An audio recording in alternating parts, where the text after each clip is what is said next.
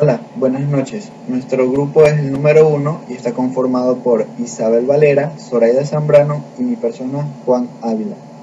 En esta oportunidad les vamos a hablar sobre las garantías y la fianza correspondientes a los temas 27 y 28. En un primer momento debemos hablar sobre la responsabilidad del deudor. Imaginemos que una obligación puede perder su eficacia cuando, por ejemplo, se incumple una obligación y el deudor no asume ninguna responsabilidad que pueda permitir el cumplimiento forzado de la obligación.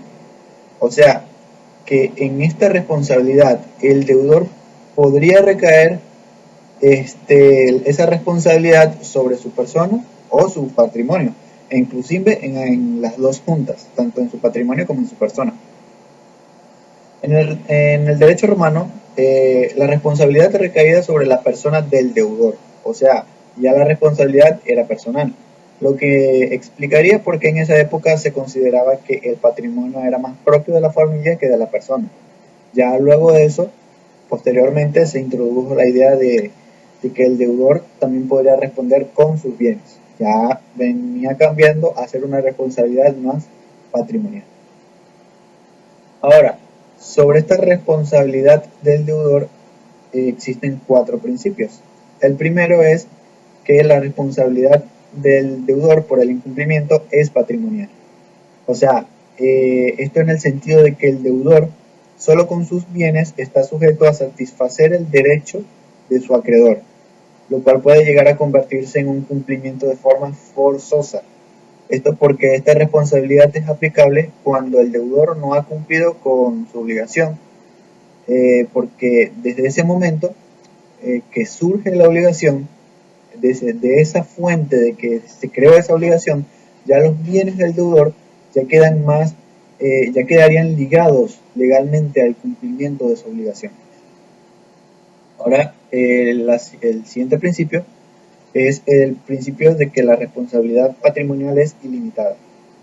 Ahora, este principio lo podemos encontrar eh, en el artículo 1863 del Código Civil, que nos establece que el deudor está obligado a cumplir con sus obligaciones, con todos sus bienes presentes y futuros.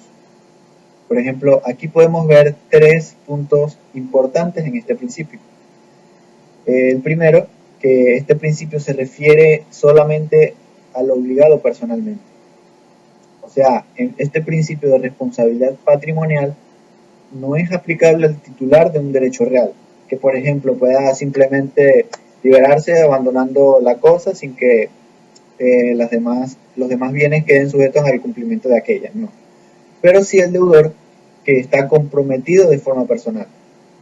Cualquiera que sea el inicio o la naturaleza de la obligación que haya presentado. O sea, a razón de esto, el acreedor puede ejecutar cualquier bien del patrimonio del deudor. Ya no importa si en la fecha en que lo adquirió, lo que cueste, la naturaleza, inclusive si existen otros acreedores y tienen derechos preferentes sobre algunos activos, también puede ser el caso. Aunque aquí ocurre una particularidad, que es, por ejemplo, el deudor mantiene la libre administración y disposición de su patrimonio, claro está, aunque los recursos que tiene el acreedor para oponerse, como por ejemplo una acción paulina y una acción oblicua, ya aquí son más limitados porque no pueden impedir, o mejor dicho, el acreedor no tiene ningún recurso para poder evitar que el deudor pueda obtener una nueva obligación.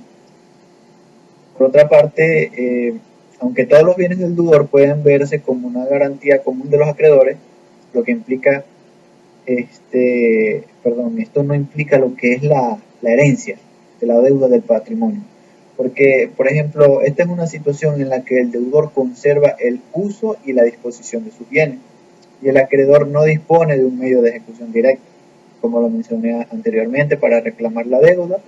Y también, por otra parte, en cuanto a este primer punto sobre el principio de la responsabilidad patrimonial que es ilimitada, presenta algunas excepciones que Por ejemplo, hay ciertos bienes que son inejecutables, que los mencionaré y los explicaré en el siguiente punto, y en casos específicos que se garantiza que la obligación este, que garantiza que la obligación se puede ejecutar solamente con uno o varios bienes determinados, a modo de que el acreedor no pueda reclamar los demás para poder satisfacer su crédito, por ejemplo.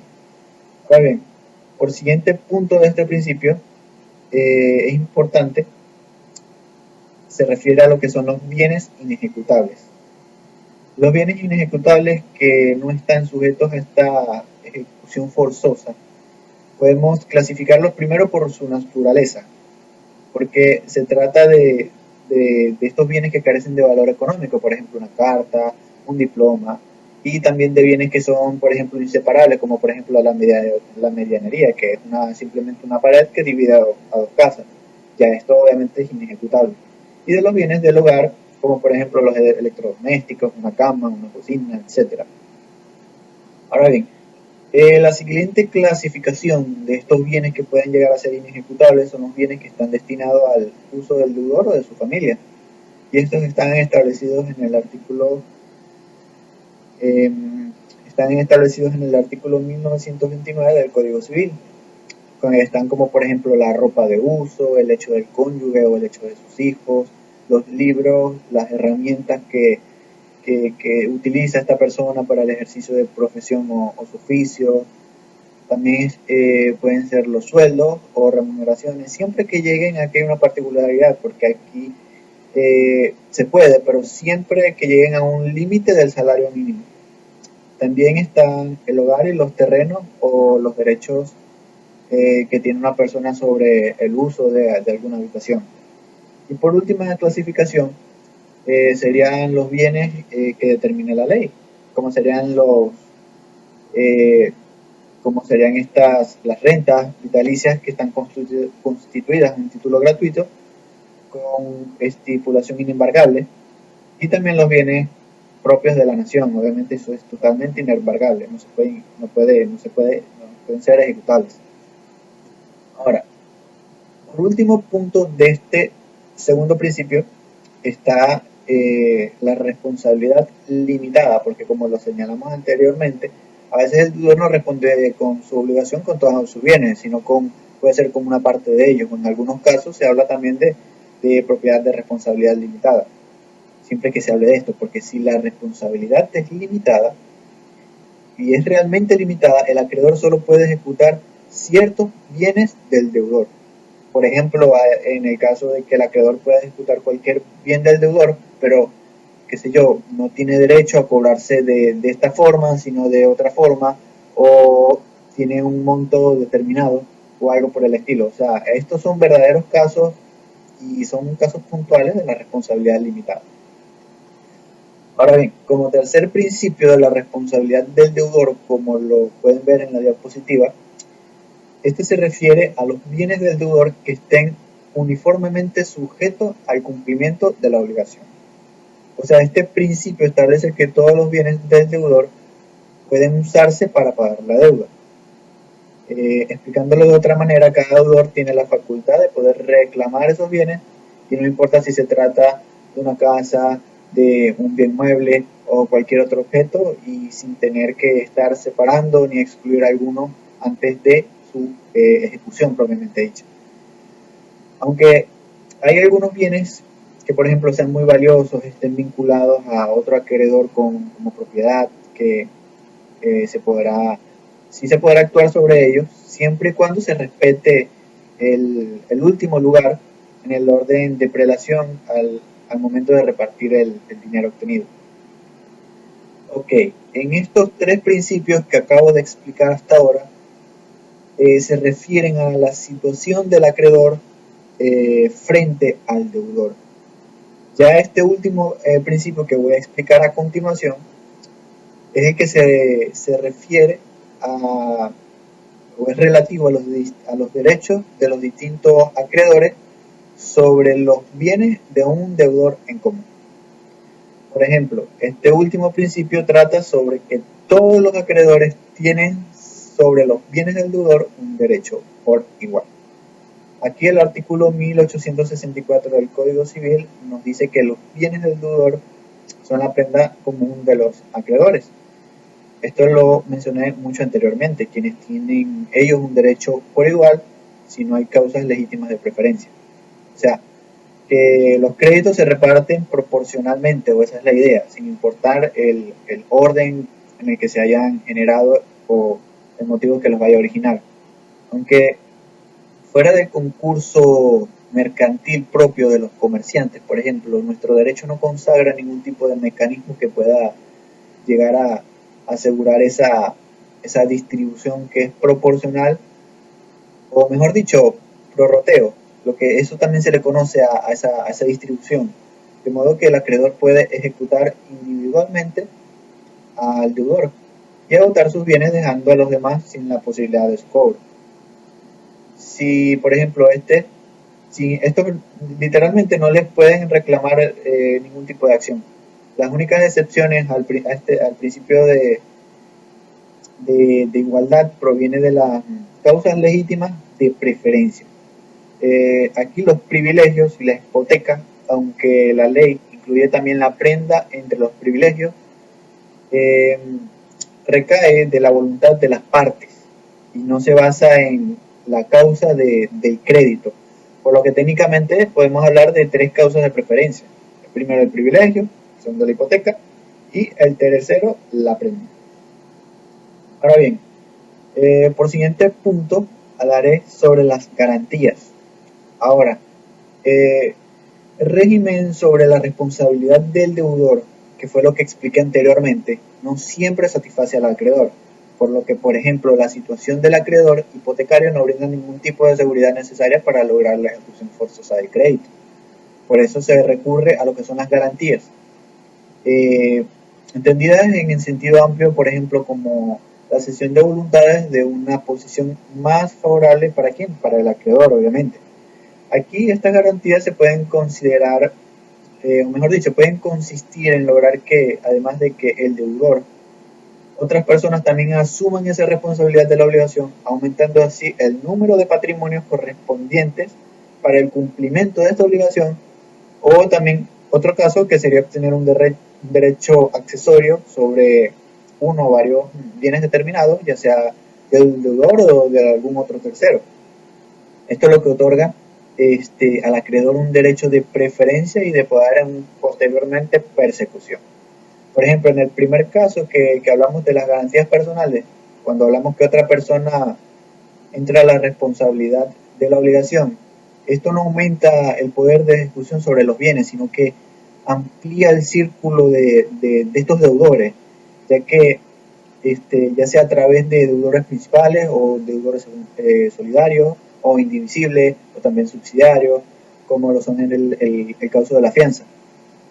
Y el segundo punto que les comenté, que cuando hablamos de obtener un derecho real accesorio sobre algún bien, aquí se trata de garantías reales que si fortalecen ese poder, de que esto lo que hace es permitir que el acreedor garantizado no pueda escapar de la ley en concurso y se pueda ejecutar el bien, incluso si ya haya salido del patrimonio del deudor.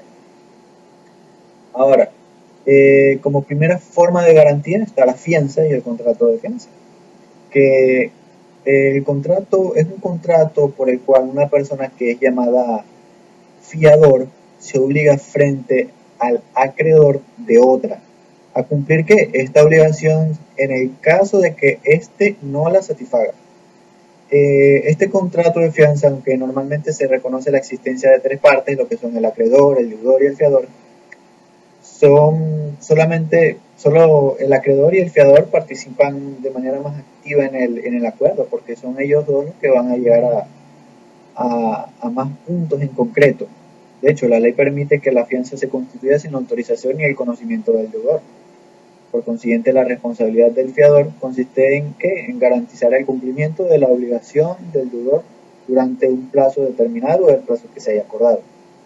Ya en este caso, el deudor que no cumpla con la obligación ni la extinga por otros medios, como por ejemplo la compensación, ya el fiador asume la responsabilidad de satisfacer esa deuda. Es por eso que el fiador tiene una obligación subsidiaria. O sea que con esto me refiero a que solamente responde en el caso de incumplimiento por parte del deudor.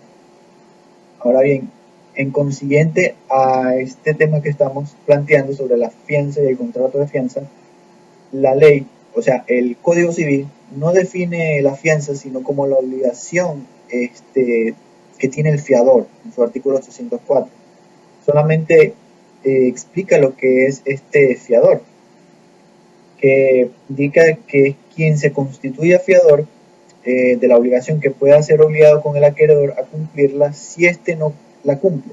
O sea, también existen, por ejemplo, autores que consideran que la fuente de esta obligación siempre es contractual, porque por lo tanto la fianza y el contrato de fianza los pueden ver como sinónimos, aunque hay que destacar que existe fianza, como lo son las que se presentan para asegurar los resultados de una administración de un tutor o para obtener que se declare una medida preventiva que no resulte del consentimiento de las partes contratantes y que por eso no son contractuales, por decirlo así. A modo de que si bien admitimos que toda fianza ciertamente presupone un acto jurídico, también creemos que no toda fianza proviene de un contrato. Ahora bien, muchísimas gracias. A continuación los dejo con mi compañera Isabel Valera. Buenas noches, mi nombre es Isabel Varela y yo voy a continuar hablando sobre el tema de la fianza. En su inicio, ubicación del contrato de fianza dentro de la clasificación de los contratos. En nuestro derecho civil, el contrato de fianza es consensual. Para proteger al fiador se exige que ésta sea ab solemnitate, es decir, la celebración del contrato debe ser por escrito. Así lo exige nuestro Código de Comercio en orden a la fianza mercantil según el artículo 545. En principio, el contrato de fianza es unilateral, ya que por lo general solo va a originar obligaciones para el fiador. Esta clasificación no varía por el hecho de que el deudor tenga obligaciones frente al fiador. ¿Por qué? Porque el deudor como tal no va a formar parte del contrato de fianza. La fianza sería bilateral en el caso de que el acreedor se obligue a pagar una remuneración al fiador, que esto realmente pues muy poco ocurre. Según la doctrina tradicional, el contrato de fianza es de tipo gratuito, salvo que el acreedor haya convenido en remunerar al fiador. Si la remuneración ha sido prometida por el deudor, esto en nada va a variar lo que es la naturaleza del contrato. ¿Por qué? Porque el deudor pues no forma parte de ese contrato de fianza. Según algunos autores modernos, ellos hablan sobre que la fianza no remunerada por el acreedor es más bien un contrato de tipo neutro, ya que según su opinión, el acreedor no va a tener un enriquecimiento con la fianza, porque la misma pues solo le va a asegurar el cumplimiento de una prestación a la cual él ya tenía como tal un derecho. Esto realmente pues es poco aceptado. El contrato de fianza no produce efectos reales, ya que el acreedor no tiene ningún derecho real sobre los bienes del fiador, a consecuencia de la fianza. La garantía que éste implica solo consiste en que también queda afectado al pago de la obligación del deudor el patrimonio de otra persona. En este caso, pues estamos hablando del fiador. Por ello es que la fianza constituye una garantía personal y no real. El contrato de fianza es un contrato de tipo accesorio, ya que presupone una obligación entre el acreedor y el deudor, y en consecuencia la validez de la obligación del fiador va a depender de la obligación principal en varios aspectos. Entre ellos tenemos primero lo que es en su nacimiento, ya que la fianza no puede constituirse sino para garantizar una obligación válida y preconstituida. Esto se encuentra en el artículo 1805. En cuanto a su extensión, ya que la fianza no puede exceder de lo que debe el deudor, ni constituirse bajo condiciones que sean más onerosas. En sus efectos, ya que el fiador puede oponer al acreedor todas las excepciones que pertenezcan al deudor principal y que a este no le sean personales. Esto según el 1832 del Código Civil. En su extinción, ya que la obligación del fiador se extingue por la extinción de la obligación principal. En cuanto a la diferenciación entre la fianza y otras instituciones jurídicas, también los casos de tipificación dudosa. Fianza y solidaridad pasiva. La solidaridad pasiva se refiere a una situación donde existen varios deudores y cualquiera de ellos puede ser obligados a cumplir la totalidad de la obligación frente al acreedor. Es decir, el acreedor puede elegir a cualquiera de los deudores solidarios para reclamar el pago completo de la deuda y el cumplimiento por parte de uno de ellos. Esto va a liberar a los demás. Esta es pues la diferencia, por ejemplo, en el caso del fiador. Incluso el fiador solidario es siempre un deudor subsidiario. Su obligación no es exigible sino cuando el deudor principal no ha satisfecho la deuda. En cambio, el deudor solidario es un deudor principal. Su obligación no presupone un previo incumplimiento de otro. La obligación del fiador es siempre accesoria. No es así la del deudor solidario. También la obligación del fiador se va a extinguir siempre que se extingue la obligación principal, mientras que la obligación del codeudor solidario puede subsistir después de extinguida la obligación de otro codeudor solidario. Con relación a lo que es la fianza y la novación por cambio de deudor, en la fianza un tercero, que es el fiador, se obliga por el deudor principal junto con él sin sustituirlo como tal. En la novación por cambio de deudor, la obligación del deudor original se extingue y es sustituida por la obligación del nuevo deudor. En el siguiente, que es la fianza y la delegación imperfecta, a diferencia del fiador, el delegado se obliga como un deudor principal. El siguiente es con relación a la fianza y el contrato de garantía. En el contrato de garantía, como tal, una persona se obliga a responder a otra del riesgo de una actividad. Por ejemplo, este va a obligarse a pagar la suma de dinero necesaria para que obtenga con ella un mínimo de beneficio. El obligado por el contrato de garantía, a diferencia del fiador, es un deudor principal y no está sujeto a cumplir la misma obligación que otra persona. Con relación a la fianza y la donación imperfecta, la fianza no constituye una donación indirecta, ya que el fiador que llega a pagar tiene una acción contra el deudor principal, de modo que el fiador carece de ese animus donandi, tanto frente al acreedor como frente al deudor principal, puesto que no es su intención empobrecerse en beneficio de ninguno de ellos.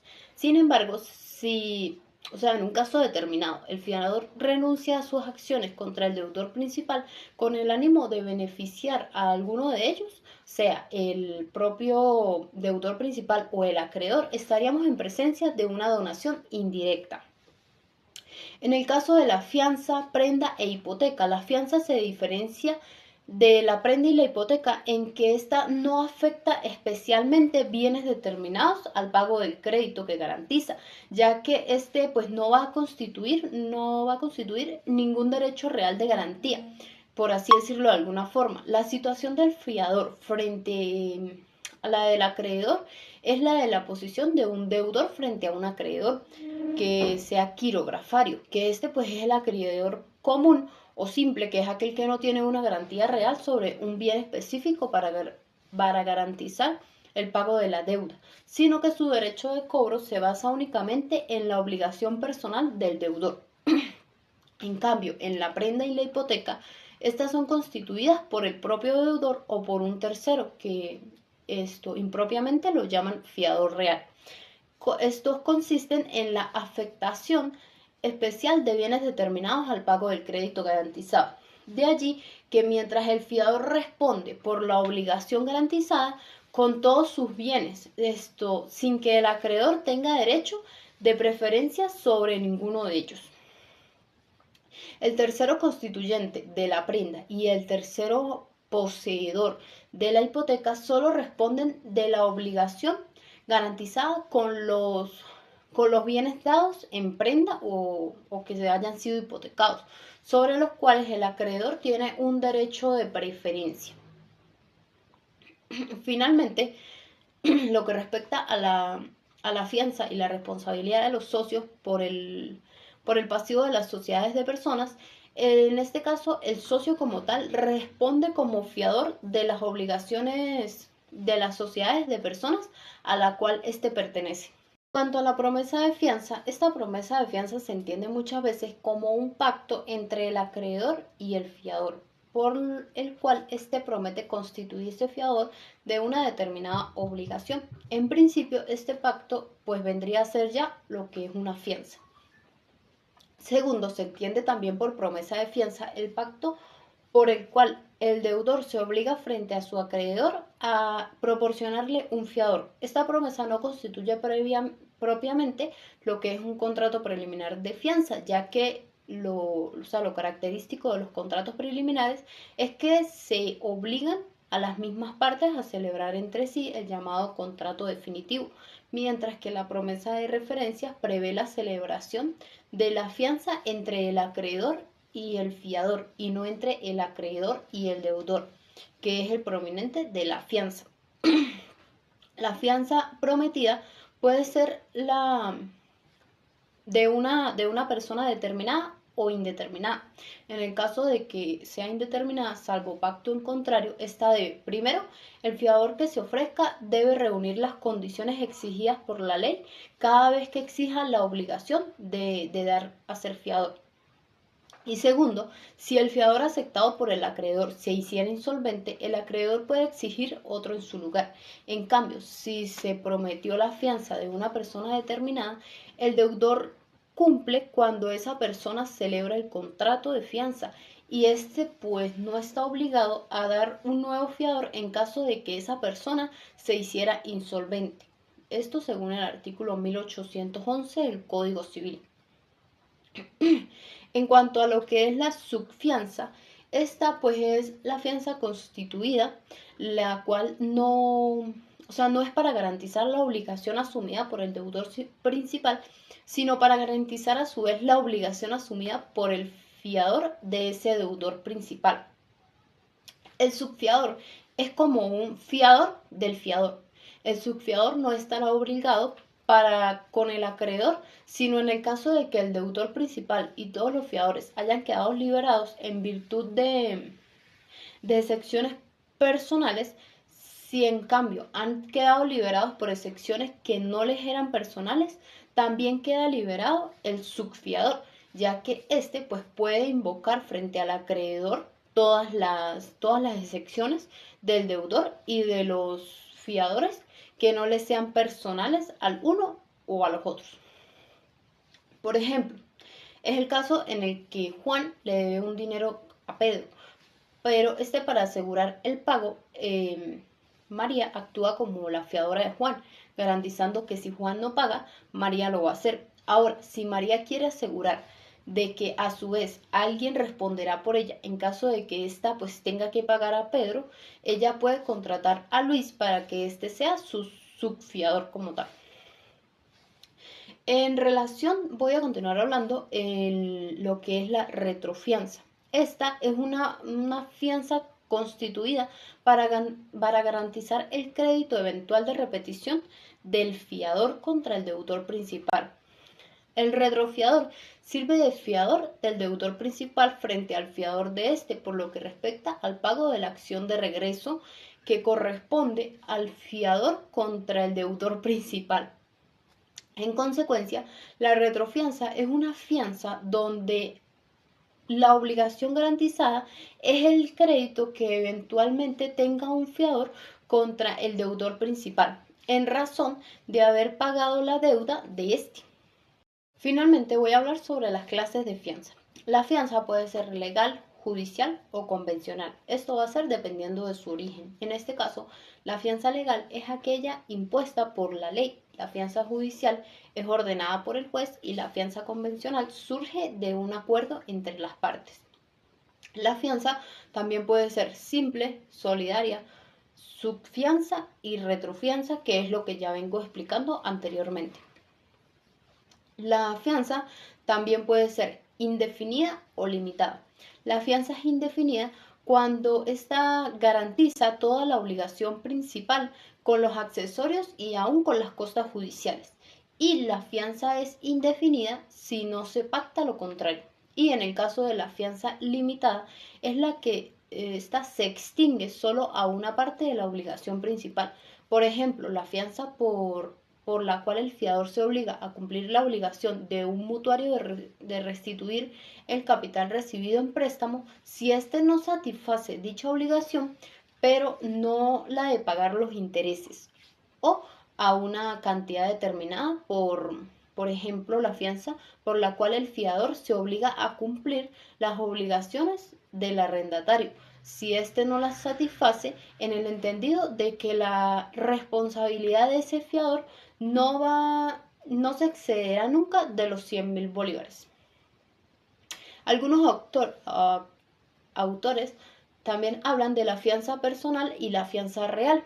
La fianza personal es tal cual como lo que he venido explicando, y en el caso de la fianza real sería el caso celebrado por una persona que mediante la hipoteca o la prenda de una cosa que sea suya, garantiza la obligación de otro, pero en virtud de las diferencias entre lo que es la fianza, la prenda y la hipoteca, pues no es posible como tal englobar o que se determine la fianza real dentro del contrato de fianza. Finalmente, para concluir, en relación a lo que es la fianza, puede ser civil o mercantil. En nuestro derecho, la fianza es mercantil si la obligación principal es mercantil, cualquiera que sea el fiador, y que sea derivada de un acto de comercio. Y en relación a la fianza civil, si la obligación principal es civil, pero el fiador es comerciante, la fianza igual puede ser mercantil a título de acto subjetivo de comercio o civil en el caso contrario. Y si la obligación principal es civil y el fiador no es comerciante, obviamente pues la fianza sería civil. Muchas gracias. A continuación, yo les voy a hablar acerca de los elementos comunes en los contratos de fianza. Aquí se hace mención a que para la existencia de esta clasificación del contrato de fianza es necesario todos los elementos del contrato. Al respecto, podemos señalar que el consentimiento dice que se requiere el consentimiento por parte del fiador y del acreedor. No es necesario por parte del deudor, ya que el fiador es el que está asumiendo la responsabilidad de cancelar la obligación que éste posee con el acreedor. Al respecto, el artículo 1808 del Código Civil nos dice que la fianza no se presume, debe ser expresa y no se puede extender más allá de los límites dentro de los cuales se ha contraído. Aquí se nos hace referencia a que el fiador debe consolidar su posición, es decir, la voluntad de afianzar, haciendo énfasis en el mutatis mutandis. En cuanto a la capacidad, el artículo 1143 del Código Civil nos dice que pueden contratar todas las personas que no estuvieran declaradas incapaces por la ley. Entre ellos tenemos los menores, los inhabilitados y los entredichos. En cuanto al poder, el fiador tiene el poder de reclamar al deudor principal el reembolso de la deuda que éste le ha cancelado al acreedor, y asimismo también tiene el poder para subrogarse con relación a los derechos del acreedor. En cuanto al objeto, tenemos el artículo 1155 que nos dice que el objeto del contrato debe ser posible, lícito, determinado o determinable. Y en cuanto a la causa lícita, tenemos el 1157 que dice que la obligación sin causa o fundada en una causa falsa o ilícita no tiene ningún efecto. Al respecto, también se hace mención que la causa ilícita es aquella que atenta contra la ley, contra las costumbres o contra el orden. Obligaciones susceptibles de ser afianzadas. Esto se basa en el artículo 1805 del Código Civil, según el cual la fianza no puede constituirse sino por una obligación válida. ¿Qué quiere decir esto? Que la fianza viene a ser una obligación accesoria. Entonces, de este punto se desglosan dos aspectos, que son, primero, respecto al requisito de la existencia de una obligación susceptible de ser afianzada. Esto se basa en el artículo 1806 del Código Civil, que dice que la fianza no puede exceder de lo que debe el deudor ni constituirse bajo condiciones más onerosas. ¿Qué quiere decir? Que el fiador no puede constituirse bajo condiciones más elevadas de lo que el deudor debe y tampoco puede asumir cantidades muy elevadas. Y aquí hay una excepción que nos habla de las obligaciones naturales. ¿A qué nos hace referencia esto? A que la obligación natural depende de la voluntad del deudor y ella basa su existencia en un deber moral. No son exigibles, pero si prometen, esta promesa es válida y su pago es irrepetible. Un ejemplo de ello serían las promesas morales y una deuda de juego.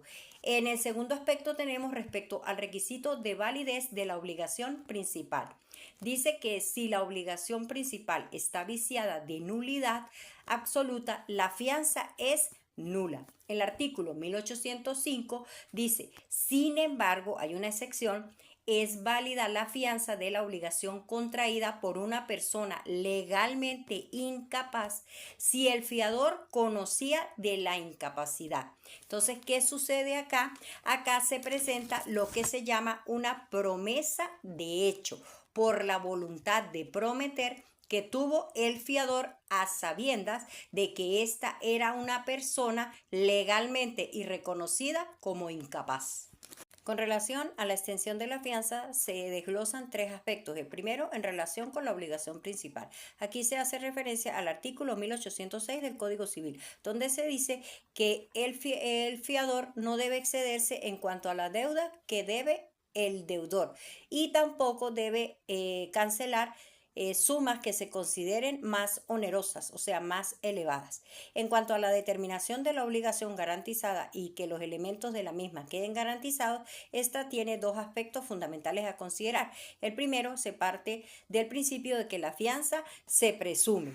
Y aquí se toma en cuenta que como consecuencia de esto se habla de re ad rem. ¿Qué quiere decir?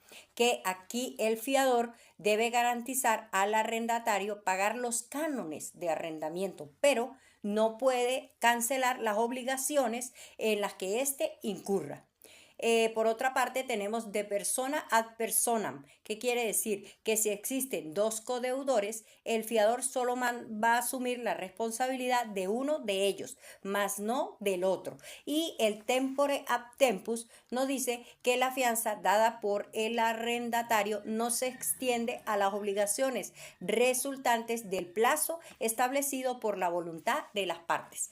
Asimismo, el artículo 1809 nos habla de que la fianza indefinida de una obligación principal comprende todos los accesorios de la deuda y aún las costas judiciales, es decir, todos los gastos en los que ella incurra. Y en cuanto al monto, si no ha limitado su obligación a una suma determinada por el fiador.